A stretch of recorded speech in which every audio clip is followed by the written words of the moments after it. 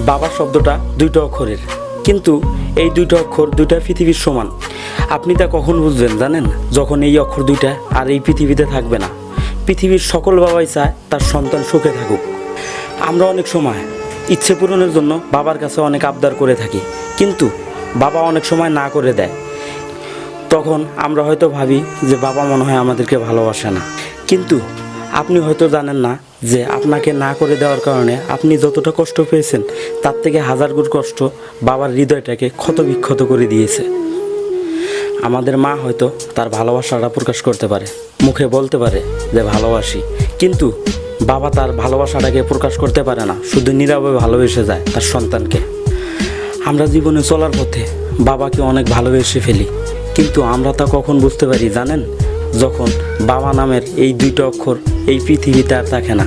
আমরা হয়তো আমাদের মাকে অনেকবারই বলেছি যে ভালোবাসি মা, কিন্তু বাবাকে এখনো একবারও বলা হয়নি ভালোবাসি বাবা তোমাকে।